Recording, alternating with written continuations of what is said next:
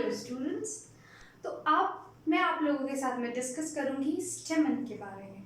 थोड़ा सा इंट्रोडक्शन दे देते हैं स्टेमन का। स्टेमन क्या होता है मैंने आपको प्रीवियस वीडियोस में बताया है।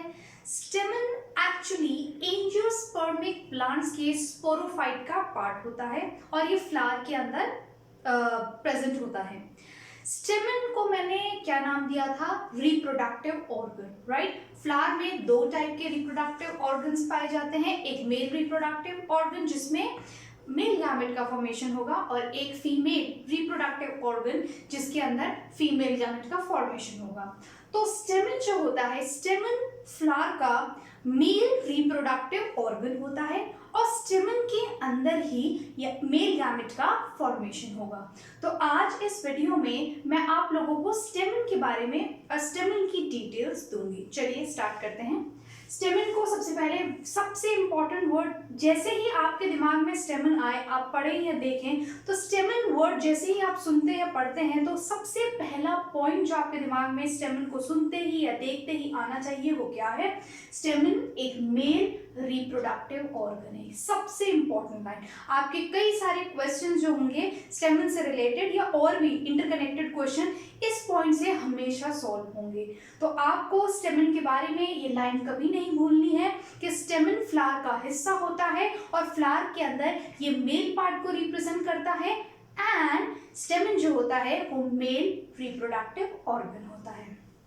दूसरी इंपॉर्टेंट चीज देखिएगा, एक टिपिकल स्टेमन के अंदर दो पार्ट्स होते हैं। Typical stamen consists of two part. Typical stamen consists of two parts. तो स्टेमन के दो पार्ट होते हैं, एक पार्ट को एंथर कहा जाता है और दूसरे पार्ट को फिलामेंट कहा जाता है। Anther and filament.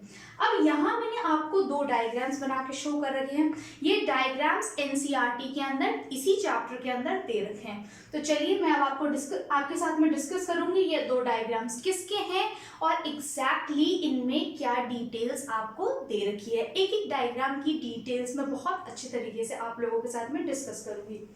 पहला डायग्राम एक टिपिकल स्टेमन का डायग्राम है, राइट। देखिएगा इसमें ये जो टिप पे पोर्शन आपको दिख रहा है, राइट, इस टिप पे जो पोर्शन आपको दिख रहा है इसी को ही एंथर कहते हैं और इसके नीचे वाला जो ये पोर्शन है इसी को फिलामेंट या स्टॉक भी कहते हैं। ध्यान दीजिएगा, जो फिलामेंट वाला पार्ट होता है वो लंबा और पतला होता है। एनसीईआरटी ने इसके लिए लॉन्ग एंड स्लेंडर वर्ड का यूज किया है। तो इसका क्या मतलब है? फिलामेंट जो होता है वो लंबा और पतला होता है।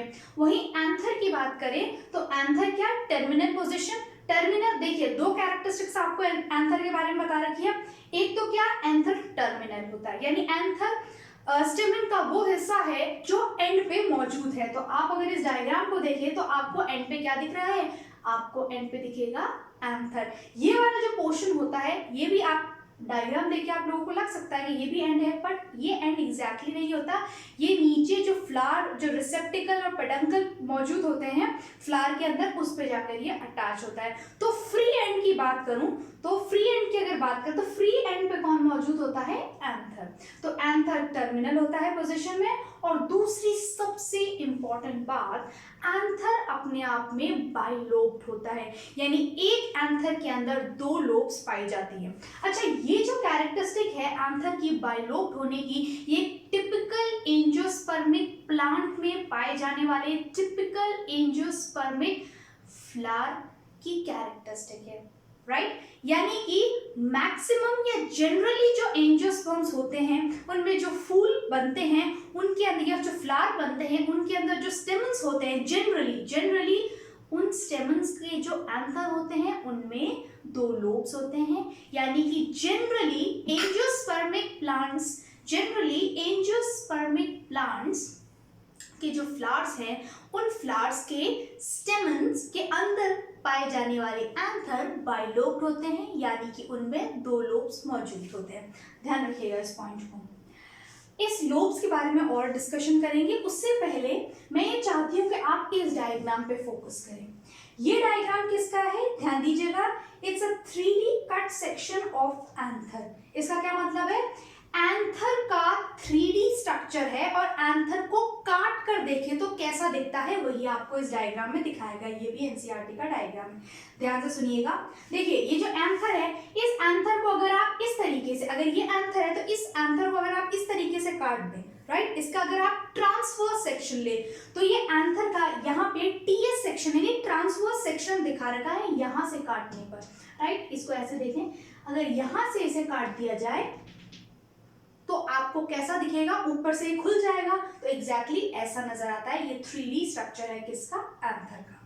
ध्यान दीजिएगा, इसमें आपको क्या दिखा रखा है, यहाँ आपको 4 चेम्बर्स दिख रहे हैं, 1 2 3 and 4। ये जो चेम्बर्स है इन्हें ही पोलन सैक कहा जाता है और इन पोलन सैक के अंदर ही जब एंथर मैच्योर होता है तब पोलन ग्रेन्स का फॉर्मेशन होता है। यानी एक मैच्योर एंथर के अंदर ये जो 4 sac like pollen sac like structures है, एक मैच्योर एंथर के अंदर इन सैक्स के अंदर यानी कि इन पोलन सैक्स के अंदर क्या पाया जाएगा, पोलन ग्रेन्स मौजूद होंगे। फिर आप देखिएगा यहाँ पे ध्यान दीजिएगा इस पॉइंट पर, राइट, ये तो क्या है 1 2 3 4 क्या है, पोलन सैक, और ये जो छोटे छोटे राउंड स्ट्रक्चर आपको दिखा रहे हैं वो पोलन ग्रेन्स है। नेक्स्ट देखिएगा, यहाँ पे एनसीईआरटी ने 2 लाइंस दिखा रखी हैं और उनको क्या नाम दिया है, लाइन ऑफ डेहिसेंस। सबसे इंपॉर्टेंट पॉइंट, ये डेहिसेंस क्या होता है। एक्चुअली डेहिसेंस वो प्रोसेस है, डेहिसेंस वो तरीका है जिसकी मदद से एंथर, एक मैच्योर एंथर किसे कहेंगे, मैच्योर एंथर वो एंथर होता है जिसके अंदर पोलन ग्रेन का फॉर्मेशन हो चुका है, राइट। तो डेहिसेंस क्या है, डेहिसेंस एक ऐसा प्रोसेस है जिसकी मदद से मैच्योर एंथर की जो वॉल्स होती है वो ब्रेक करती है यानी फटती है और उनके अंदर से पोलन ग्रेन्स बाहर निकल जाते हैं। आई रिपीट माई सेल्फ, एक मैच्योर एंथर का यानी कि एक ऐसा एंथर जिसके पोलन सैक्स में क्या भरे हुए हैं या क्या बन चुके हैं, पोलन ग्रेन्स। तो एक मैच्योर एंथर जिसके पोलन सैक्स के अंदर पोलन ग्रेन्स मौजूद हैं, कुछ समय बाद जब वो मैच्योर हो जाता है तब ड्यू टू सर्टेन कंडीशन, वो कौन सी सर्टेन कंडीशन है वो भी मैं लेक्चर एडवांस होने पे आपको बताऊंगी। ये एंथर, ऐसा मैच्योर एंथर की वॉल्स जब फट जाती हैं, जब ब्रेक हो जाती हैं और ऑल ऑफ अ सडन एकदम बर्स्ट के साथ में जब पोलन ग्रेन्स उस एंथर के अंदर से बाहर निकलते हैं, उसी प्रोसेस को डेहिसेंस कहा जाता है।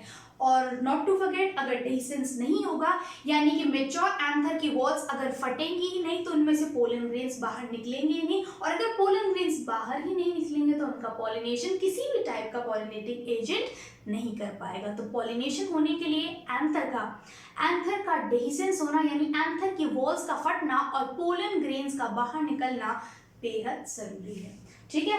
तो यहाँ पे आपको क्या दिखा रखा है, यहाँ आपको एंथर की वो 2 लाइंस दिखा रखी हैं। एग्जैक्टली ये जो लाइंस है वो आपको एनसीईआरटी ने ये बताने की कोशिश की है कि एंथर के अंदर ये वो पोजीशन है जहां से एंथर की वॉल्स ब्रेक होंगी, जहां से एंथर की वॉल्स फटेंगी और एंथर से पोलन ग्रेन्स बाहर आएंगे। नेक्स्ट मैं चाहती हूँ कि आप लोग इस पॉइंट पे ध्यान दीजिएगा। यहाँ मैंने आपको एंथर के बारे में थोड़ी सी डिटेल बताने की कोशिश की है। ध्यान दीजिएगा, पहले मैंने आपको क्या बताया था, एंथर जो होता है एक तो टर्मिनल होता है पोजीशन में, और दूसरी बात क्या बताई थी, एंथर जो होता है वो बाइलोब्ड होता है। तो देखिएगा यहाँ पे मैंने आपको एंथर दिखाने की कोशिश की है। एंथर में ये और ये क्या है, 2 लोब्स है, तो इस हिसाब से एंथर क्या हुआ, 2 लोब। ध्यान से सुनिएगा स्टूडेंट्स, एंथर बाइलोब्ड होता है और एंथर की हर एक लोब में 2 पोलन सैक्स या माइक्रोस्पोरेंजिया पाई जाती है। ठीक सुनिएगा कि एंथर के अंदर इनिशियली माइक्रोस्पोरेंजिया बनता है, और अगर ये माइक्रोस्पोरेंजिया प्लूरल वर्ड है और माइक्रोस्पोरेंजियम सिंगुलर है, राइट। तो इनिशियली एंथर के अंदर माइक्रोस्पोरेंजियम का फॉर्मेशन होता है, और जैसे जैसे प्लांट की ग्रोथ होती रहती है, जैसे जैसे स्टैमेन या एंथर की ग्रोथ होती रहती है, उस दौरान माइक्रोस्पोरेंजियम जो है वो पोलन सैक में कन्वर्ट या डेवलप हो जाता है। फिर जैसे ही एंथर मैच्योर होता है तो इन पोलन सैक्स के अंदर क्या पोलन ग्रेन्स बन जाते हैं। I repeat my self, initial stage में क्या होगा, इनिशियल स्टेज में सिर्फ इतना सा होता है कि एक एंथर मौजूद होता है और एंथर के अंदर होमोजेनस सेल्स या टिश्यूज पाए जाते हैं, राइट। एक होमोजेनस मास ऑफ सेल होता है इनिशियली, राइट, एंथर के अंदर। फिर कुछ समय के बाद में एंथर के अंदर क्या बनता है, एंथर के अंदर माइक्रोस्पोरेंजिया बनती है, राइट। और ये माइक्रोस्पोरेंजिया फिर ग्रो करके क्या बनाती है, पोलन सैक बनाती है। और पोलन सैक के अंदर ही जब एंथर मैच्योर होता है, जब वो मैच्योरिटी को अटेन करता है, तब उनके अंदर पोलन ग्रेन्स का फॉर्मेशन हो जाता है। ये सीक्वेंस है। तो पहले क्या होगा, पहले एक इमैच्योर एंथर होगा, उस इमैच्योर एंथर में पहले माइक्रोस्पोरेंजिया बनेगी और माइक्रोस्पोरेंजिया फिर किसमें ग्रो कन्वर्ट हो जाएंगी, ग्रो करके पोलन सैक में। और जब एंथर मैच्योर हो जाएगा तो उन पोलन सैक्स के अंदर क्या फॉर्म हो जाएगा, पोलन ग्रेन्स का फॉर्मेशन होगा। और जब डेhiscence होगा उसके बाद वो एंथर की वॉल्स फट जाएंगी और उनमें से कौन बाहर निकल जाएगा, पोलन ग्रेन्स। और पॉलिनेटिंग एजेंट्स की मदद से क्या हो जाएगा, उनका पॉलिनेशन।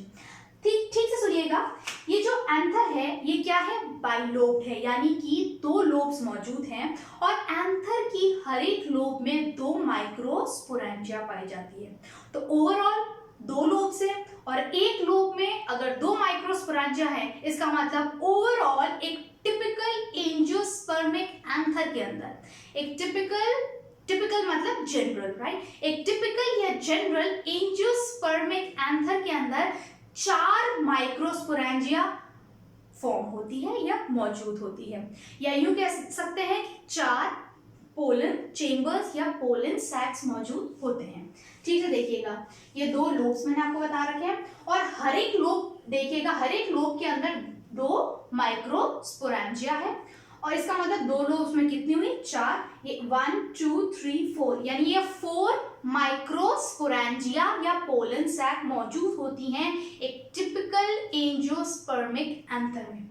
ये चीज और देखिएगा कि दोनों लोब्स जो हैं वो आपस में कनेक्टिव टिश्यू के हेल्प से अटैच्ड होती हैं। कनेक्टिव टिश्यू क्या होते हैं, प्लांट्स में कनेक्टिव टिश्यू कौन होंगे, जाइलम एंड फ्लोएम। क्योंकि ऑब्वियसली आपको पता होना चाहिए कि यहाँ सेल्स है, यहाँ लिविंग सेल्स है, स्पेशली हमारे मेल गैमेट्स बनेंगे, पोलन ग्रेन्स बनेंगे, पोलन ग्रेन ही आगे जाके मेल गैमेट का फॉर्मेशन करेगा।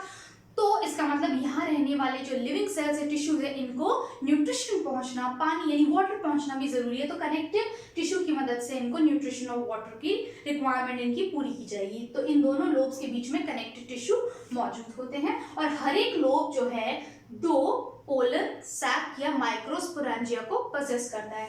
तो देखिएगा यहाँ पे 4 मौजूद है, मैंने एक के बारे में आपको बता रखा है कि इस एक सिंगल चेंबर को आप क्या कहेंगे, माइक्रोस्पोरेंजियम। एंथर के एक सिंगल चेंबर को टोटल आपको देखने में कितने नजर आ रहे होंगे, 4 नजर आ रहे होंगे। इसमें एक सिंगल की इंफॉर्मेशन बता रही हूँ, सबके लिए सेम है। तो एक चेंबर को आप क्या कहेंगे, माइक्रोस्पोरेंजियम।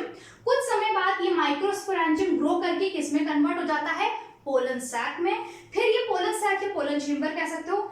फिर जब एंथर मैच्योर हो जाता है, जब एंथर मैच्योरिटी को गेन कर लेता है, तब इन्हीं पोलन सैक्स के अंदर किसका फॉर्मेशन होता है, पोलन ग्रेन्स का। ठीक है, एक बहुत ही इंपॉर्टेंट लाइन है, ध्यान दीजिएगा, एनसीईआरटी में भी ये दी गई है।